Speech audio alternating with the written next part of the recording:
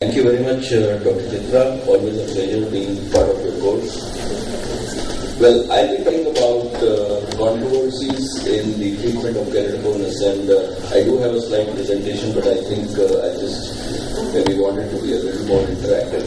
Now, Dr. Rohit, could you come to the dais? I didn't see you sitting there.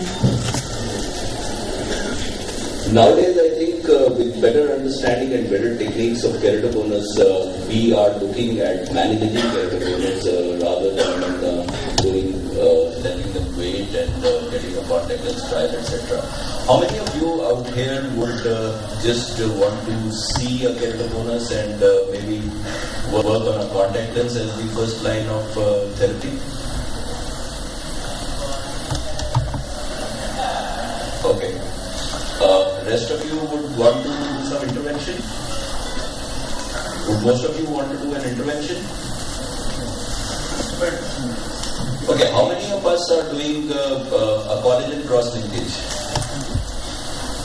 Okay, so I think the number of people who are saying that they would wish to kind of wait on and just do a contact lens rehabilitation for a patient, I think I saw about 7 or 8 hands. About 20, 25, 30 people said that they are doing collagen cross-linkage.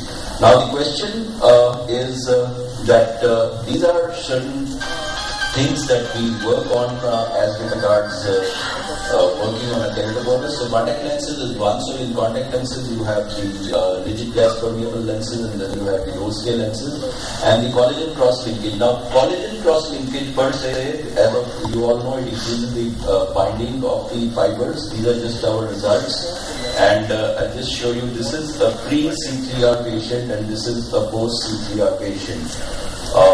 Now, when you look at a collagen cross-linkage, how many of you would wait for, those who are doing collagen cross-linkage would wait for an evidence of a progression in the topography to do a collagen cross-linkage?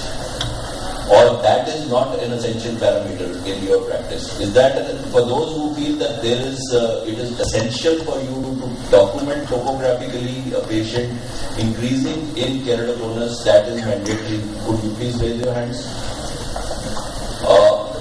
Those who feel that they would do a collagen cross-linkage in case a patient is a young girl, unmarried, has given you history of changes in refractive status, as that the glasses are changing every 6 months, and you see a prime keratoconus, would you straight off go and do a collagen cross-linkage?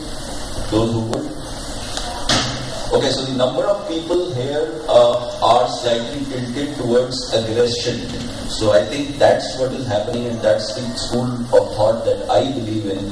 That if I see that there is a definite evidence of keratoconus, because often patients don't have topographies with them, and they have always struggled with their glasses, and their glasses have progressively kept on increasing, specifically the cylindrical power.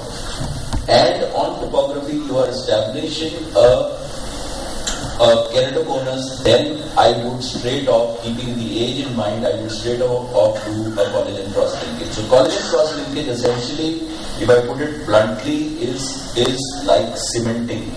So what it does is that wherever you are, if your phone is like this, it is like putting a cement here, and it's going to keep that building at that particular level. Now the question therefore is that what do you achieve in keratoconus? More often than not, in collagen cross-linkage, in keratoconus, we have been able to establish that there is the progression of the disease definitely stops. There is a definite reduction in the asymmetry of the cornea, and there could be also a reduction in the keratometric readings of the patient, and therefore there is in some percentage of the cases an improvement in the quality of vision as also the quantity of vision. So this is something that is being given to us as a bonus. The regularization of the cornea is something which is great, and that is what happens. Now my question would be, this is just to show you the visual gain that we have had in collagen cross-linkage. We have done maybe more than 1,000 eyes, I would say, and there has been significant improvement in the collagen cross-linkage. Now there is another controversy that got added, and that is accelerated CXL. Now, the basic concept behind this accelerated CXL is that the total quantum of energy that is delivered on the cornea needs to be the same, and therefore you have a 30-minute exposure or you have a 3-minute exposure, and from 3 megawatt to a 30 megawatt. Now, both of these give you 5.4 joules per centimeter square. So this is up to you. We are at present doing a 10-minute exposure with a 15 in energy, and we are getting equally good results as we got. So I don't know, anybody has any distinct opinion that an accelerated CXL has proven to be better apart from the time constraint with the results? Anybody, or is there what we say? I think patient compliance is also much better and smoother recovery, and I think very good effect from cross-linking, all things combined. Yeah, but apart from that, the results wise they are both the same. No, maybe more analysis is needed. Okay, so that is the next thing that has come, and this is Keraplex, and let's leave that. That's really, I don't believe much in it. Now the next thing is, how many of us here are doing these segments, the ICRS, that is intracorneal ring segments? Would you raise your hands? Okay, this is where the number goes down dramatically. I think I saw only 2 hands of the ICRS. Now, I really don't know as to why people are not doing the Intex, because a lot of us now have femtosecond. Earlier, putting in the ring segment into the or creating a tunnel was the key issue. Today, with the femtosecond laser, all femtosecond lasers give you excellent channels. And this is a simple reason as to how the Intex work. Now, just to show you, this is a Kera ring, this is 1 day post-op, you see 1 month post-op, fantastic results. This is the image that you can see of the ring right here within the cornea. And the question here, or the controversy here is, when do you do the ring? Earlier, as I was doing, was that I would want to do a 6ER first and then go on to a ring. But that didn't make a lot of sense, because there were earlier studies that suggest that this is the way it has to go. Then studies came that you could do a ring first and then CXL, and then studies came which said that you could combine the two. Now, if you look at it and think about it, as I told you that CXL is like cement. So you have a leaning tower of Pisa, you have something like a bone that's moved like this. If you kind of fix it here, and after this you try to splint it and bring it back by doing a ring, obviously the effect is going to be less. So the key idea here is that if this is tilted like this, you put an intracorneal ring, straighten it out like this, and then put cement here. That is what you need to do. So that is the concept which I am following now with excellent results. That first, at that moment, I do a ring implantation, and immediately after the ring implantation, I do a CXL.